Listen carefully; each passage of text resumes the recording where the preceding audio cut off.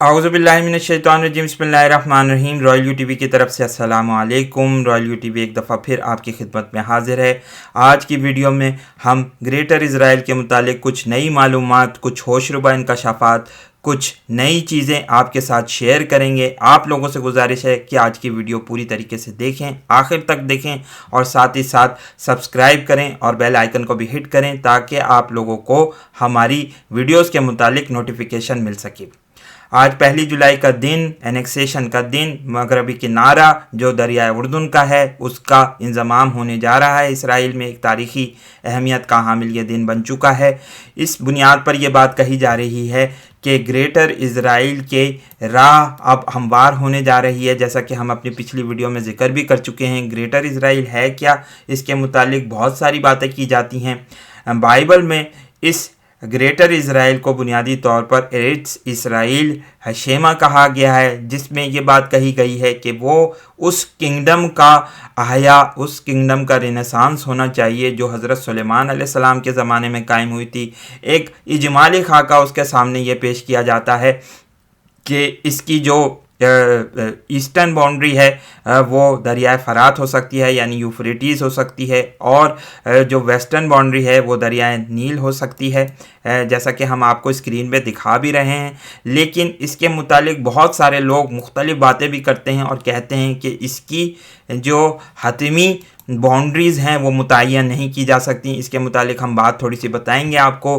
Greater Israel के तारीख़ी पस मंज़र में ये बात कही जा सकती है, ये बात सोची जा सकती है कि प्रोटेस्टेंटिज़म जो है, जिसमें प्रोटेस्टेंट मज़हब का आगाज़ हुआ मार्टिन लूथर ने जब 16वीं सदी ईस्वी में रिफॉर्म्स करी थी क्रिश्चियनिटी में, जिसमें ज्यूज़ को एक ख़ास अहमियत हासिल हो गई थी। थोड़ा बहुत इनका इश्तराक जो था वो बढ़ चुका था कैथोलिक्स के साथ, और जो परसिक्यूशन की जो फ़ज़ा चली आ रही थी जिसमें उनको मारा जाता था, पीटा जाता था और मुख्तलिफ़ तरीके से उनको इज़ाएँ दी जाती थी, वो थोड़ी सी उसमें यूरोप में कमी वाक़ई हुई, जिसकी बुनियाद पर यह बात कही जा सकती है कि फिर उनको एक थोड़ा बहुत जो है रिलीफ मिला, एक रूम मिला, जिस पर उन्होंने आगे चल कर इल्यूमिनाटी की बुनियाद रखी। इल्यूमिनाटी फिर बाद में कायम हुई 17वीं सदी ईस्वी में जर्मनी में, जहाँ फिर जिसको से फ्री मेसनरी की भी मदद हासिल थी, जिसने फिर बाद में ग्रेटर इज़राइल के क़याम के लिए कोशिशें अपनी तेज़ कर दी थी।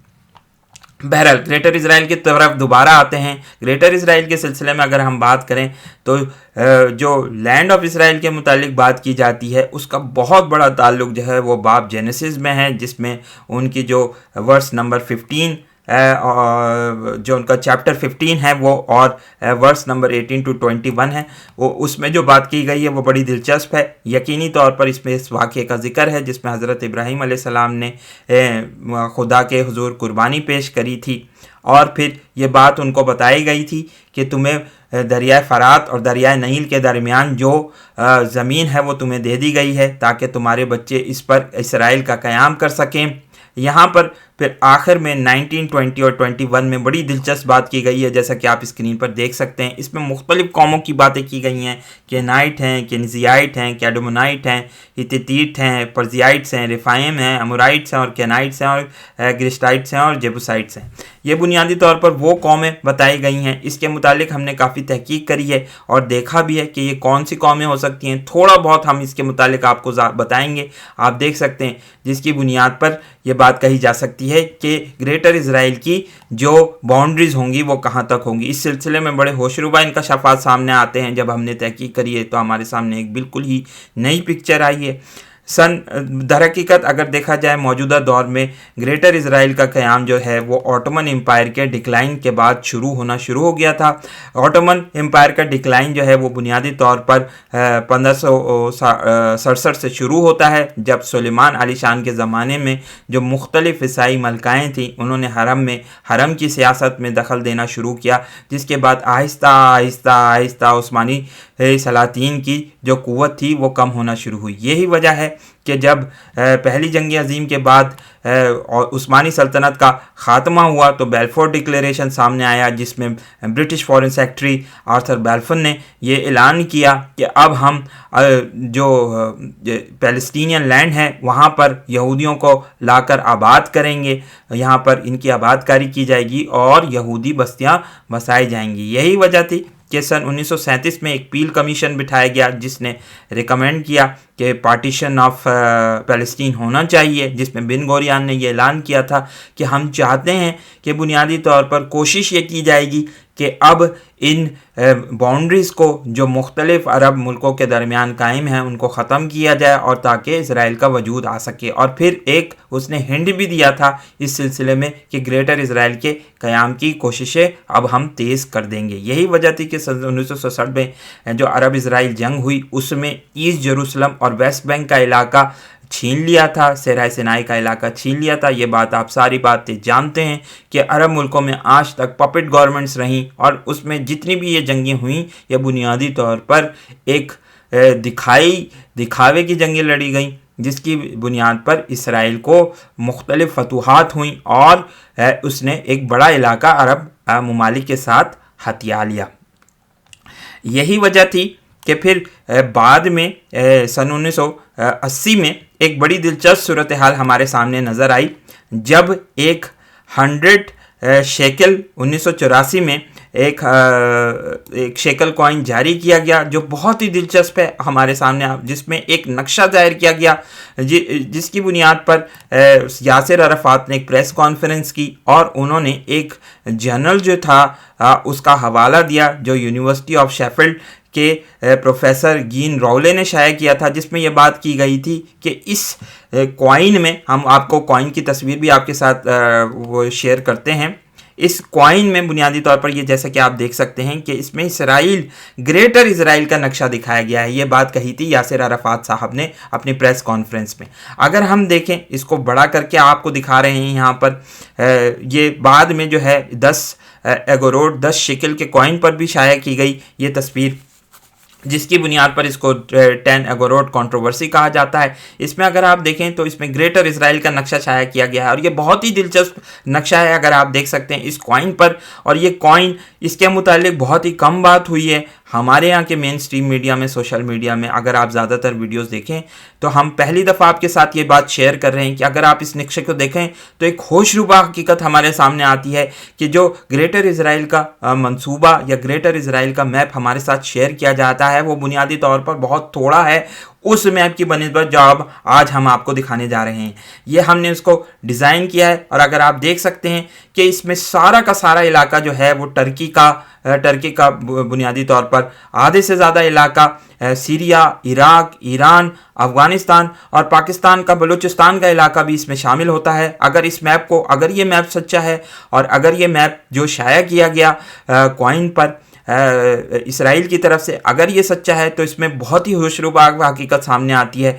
यानी आप देख सकते हैं कि सऊदी अरेबिया का भी बहुत सारा इलाका जो है वो शामिल है, पूरा तकरीबन इलाका शामिल है, ओमान है, यमन है और इसमें फिर इंडियन ओशन का भी कुछ इलाका है, पूरा अरेबियन सी जो है शामिल है, पर्शियन गल्फ उनकी हदूद में आता है। इसके अलावा आपको इथोपिया के भी, चूँकि बात कही जाती है किंग सोलोमन माइंस की, जिसका हमें कुरान मजीद में भी जिक्र मिलता है, सूरह सबा में हम आपको दिखाएंगे भी, उसका तर्जुमा भी बताएंगे थोड़ी सी देर में।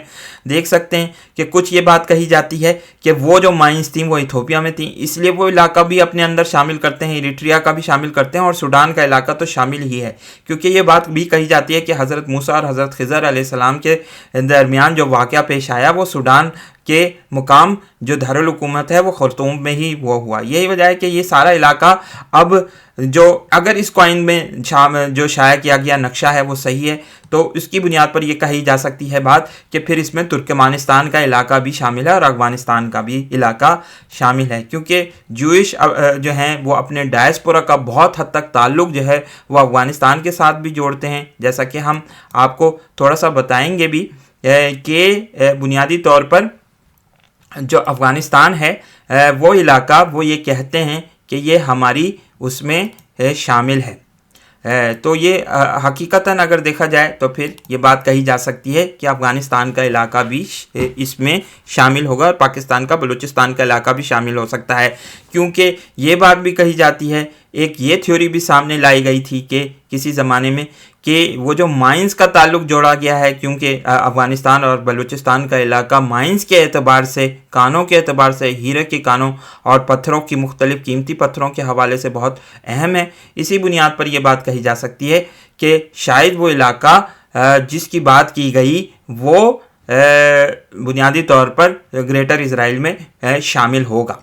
अब हम थोड़ी सी बात करेंगे उन कौमों की जिसकी बाब जेनेसिस में जिक्र किया गया। देखिए, केनाइट के मुतालिक बात की गई, केन्जियाइट और कैडोमोनाइट के मुतालिक ये बात कही जाती है कि वो तुर्क कबाइल थे जो उस ज़माने में एशिया कोचक के, थेरेस के और कार्थेज के इलाकों में बसते थे। शायद ये वो इलाके हैं। इसी बुनियाद पर यह बात फिर कही जाती है कि बुनियादी तौर पर ये जो इलाके हैं वो जो हो सकते हैं वो इस ग्रेटर इज़राइल की किंगडम में शामिल होंगे। हम कोशिश करते हैं कि वो नक्शा भी आपके साथ शेयर करें। ये स्क्रीन पर आपको नक्शा भी दिखाई दे रहा है यहाँ पर कि वो इलाके हैं जिसमें तुर्की का अपर का इलाका जो है वो शामिल है, बहुत सारा इराक का इलाका शामिल है इसमें, और फिर आगे तुर्कमानिस्तान वगैरह को भी आप देख सकते हैं, कॉकेसस का इलाका भी शामिल है।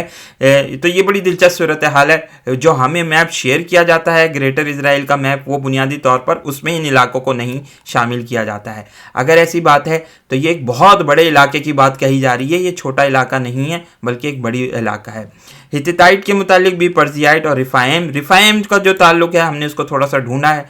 रिफाइम बुनियादी तौर पर एक जाइंट्स की कोई कौम थी जो ईस्ट ऑफ जॉर्डन, जो जॉर्डन यानी इसराइल का इलाका है उससे ईस्ट की तरफ यानी मशरिक की तरफ बसती थी। और इसी बुनियाद पर यह बात कही जा सकती है कि शायद इनका ताल्लुक जो है वो बुनियादी तौर पर ये हो सकता है कि हज़रत हूद अलैहिस्सलाम की कौम आद से हो, जिसके मुतालिक यहाँ पर बाइबल ये बात कर रही है। और ये ग्रेटर इज़राइल में जो कौमें शामिल होंगी वो इधर हकीकत इन्हीं की तरफ इशारा है। यानी इसका मतलब ये हुआ कि सऊदी अरब का जो वेस्ट का जो ईस्ट का इलाका है सऊदी अरब का, वो इसमें शामिल होगा। जैसा कि हम जानते भी हैं कि जब भी कौम आद के इलाके की बात की जाती है, जिस इलाके का कहा जाता है, उबर नाम का एक इलाका कहा जाता है जिसको इरम ज़ातुल अमाद भी कहा गया है कुरान मजीद में, वो इस एम्प्टी क्वार्टर में बुनियादी तौर पर वाक़ था। यही बुनियाद पर, इसी बुनियाद पर यह बात कही जा सकती है कि जिस रिफाइम कौम का जिक्र किया गया जो बहुत लंबी चौड़ी हुआ करती थी,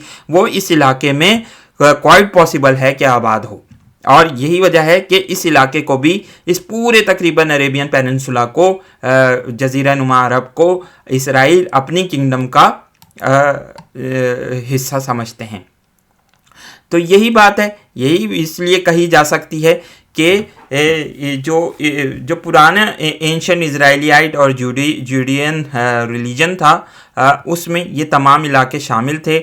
और इस तरीके से फिर आगे चलकर हमें ये एक मज़ीद जो कशाकश की सूरत हाल है, कशीदगी है, वो मुख्तलिफ़ अरब मुल्कों के दरमियान नज़र आएगी। ज़रूरी नहीं है कि ग्रेटर इज़राइल जो है वो किसी जंग के ज़रिए कायम हो, ज़रूरी नहीं है। जैसा कि अमूमी तौर पर एक पॉपुलर हमारे यहाँ कॉन्सेप्ट पैदा हो गया है कि मस्जिद अक्सा को गिराया जाए, ज़रूरी नहीं है। थर्ड टेम्पल्स की तामीर बहुत सारे इज़राइलीज़ ये कहते हैं कि ऐसे ही कायम की जा सकती है। ये जैसा कि आप नक्शे में देख भी रहे हैं कि हम आपको नक्शे में दिखा रहे हैं कि वो सारे इलाके जो इस जगह पर इसराइल के इर्द गिर्द कायम थे वो सारे के सारे भी शामिल होंगे। और मेडिटेरियन का इलाका भी जो होगा वो इनकी हदूद में ही आता है। तो यही हम बात कह रहे थे आपसे कि ज़रूरी नहीं है कि कोई जंग हो, कोई बड़ी जंग हो, बल्कि आपस में इतनी एनार्की अरब ममालिक